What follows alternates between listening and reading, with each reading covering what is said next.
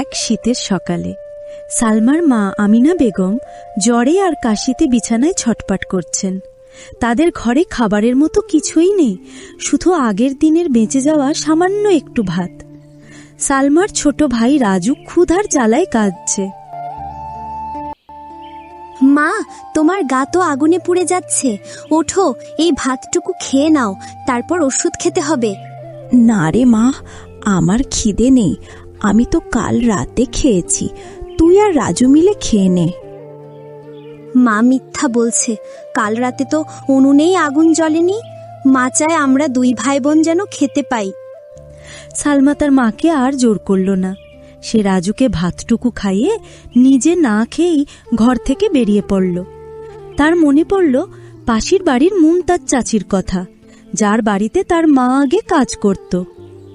সালমা কাঁপতে কাঁপতে মুমতাজ চাচির বাড়ির দরজায় গিয়ে দাঁড়ালো। চাচি, ঘরে আছো? আরে সালমা, তুই এই শীতে এখানে? তোর মা কেমন আছে? কাঁদে আসছে না কেন? মার খুব জ্বর চাচি, ঘরে কোনো খাবার নেই, আমার খুব খিদে পেয়েছে, যদি কিছু। আয় ভেতরে আয়।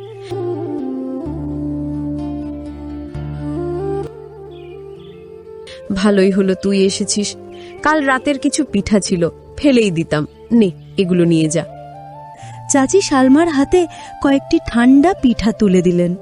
সালমা পিঠাগুলো হাতে পেয়ে যেন আকাশের চাঁদ হাতে পেল। সে একটা পিঠা মুখে দিয়ে অবাক হয়ে গেল। ঠান্ডা হলেও পিঠাটা খেতে কি দারুণ! ওয়াও, কি মজাই পিঠাগুলো! চাচি, এগুলো কোথা থেকে এনেছো?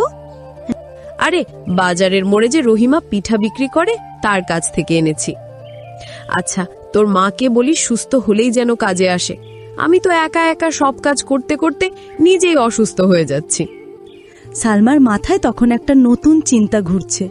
সে ঠিক করলো সেও এই পিঠা বানানো শিখবে। সে দৌড়ে বাজারের দিকে চলল এবং রহিমা খালার পিঠার দোকানের সামনে গিয়ে দাঁড়ালো। কি রে মা, পিঠা খাবি? না খালা, আমি পিঠা বানানো শিখতে চাই। আমার মা খুব অসুস্থ, ঘরে খাবার নেই। আপনি যদি দয়া করে আমাকে শিখিয়ে দেন, আমি আপনার সব কাজ করে দেব। রহিমা খালা সালমার চোখের দিকে তাকিয়ে তার কষ্টটা বুঝতে পারলেন। তার নিজেরও একসময় এমন অবস্থা ছিল। কান্না করিস না মা, তোর চোখে আমি স্বপ্ন দেখতে পাচ্ছি।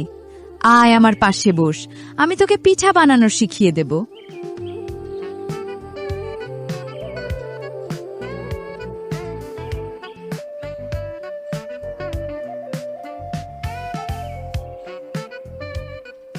সালমা খুব তাড়াতাড়ি পিঠা বানানো শিখে ফেলল। রহিমা খালা তাকে কিছু চালের গুঁড়ো আর গুড় ধার দিলেন।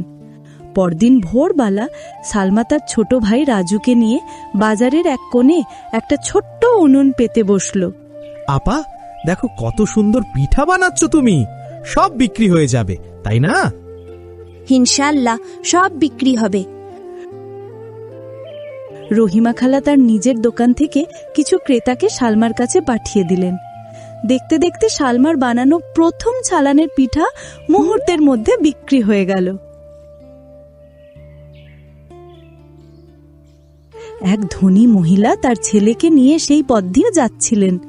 মা, মা, আমি পিঠা খাবো, ওই দেখো কি সুন্দর গরম গরম পিঠা। না বাবা, রাস্তার খাবার খেতে হয় না, ওগুলোতে ধুলোবালি থাকে, অস্বাস্থ্যকর। না, আমি খাবই। ছেলের জেদের কাছে হার মেনে মহিলাটি অনিচ্ছা সত্ত্বেও একটি পিঠা কিনলেন, কিন্তু পিঠাটি মুখে দিয়েই তিনি অবাক। ওয়াও, কি দারুণ বানিয়েছি মেয়েটা। মা, তুমি এই ব্যবসা বন্ধ করবে না কিন্তু, আমরা এখন থেকে তোমার কাছেই পিঠা খাবো। এরপর সালমার পিঠার সুনাম সারা গ্রামে ছড়িয়ে পড়ল। তার ব্যবসা বেশ বড় হতে লাগলো। কিন্তু এই সুখ বেশি দিন সইল না। একদিন গ্রামের কুখ্যাত বখাটে রতন ও তার দলবল এসে হাজির হলো।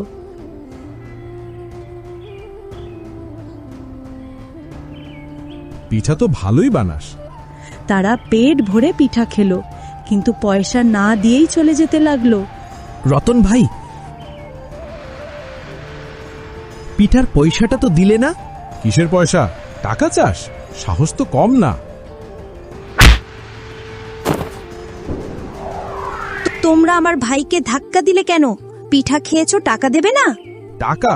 তোর কপাল ভালো যে তোর দোকানটা এখনো তুলে দেইনি। শোন, এই বাজারে দোকান চালাতে হলে আমাদের চাঁদা দিতে হবে। সব দোকানদারই দেয়।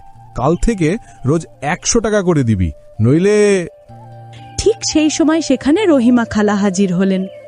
তিনি সব শুনে রাগে জ্বলে উঠলেন। আপনারা সবাইকে অন্ধ হয়ে গেছেন? এই এতিম মেয়েটার উপর জুলুম হচ্ছে আর আপনারা চুপ করে দেখছেন? আমরা আর কতদিন এই বখাটেদের অত্যাচার সহ্য করব? আজ যদি আমরা চুপ থাকি, কালই জুলুম আমাদের উপর হবে। এই মহিলা, বেশি নাক গলাবি না, নইলে তোরও খবর আছে। রতনের এই কথায় এতক্ষণ চুপ থাকা গ্রামবাসীর ধৈর্যের বাঁধ ভেঙে গেল। সবাই একসাথে ক্ষিপ্ত হয়ে উঠল। ধরো ওদের, আজ ওদের একটাকেও ছাড়া হবে না। এই অত্যাচারীদের একটি উচিত শিক্ষা দিতেই হবে। বাজারের সব লোক একসাথে রতন ওদার দলকে ধাওয়া করল। তারা ওদের ধরে আচ্ছা করে পিটুনি দিয়ে বাজার থেকে তাড়িয়ে দিল এবং সতর্ক করল, এই গ্রামে আর কোনোদিন পা রাখলে প্রাণে ফিরে যেতে পারবি না।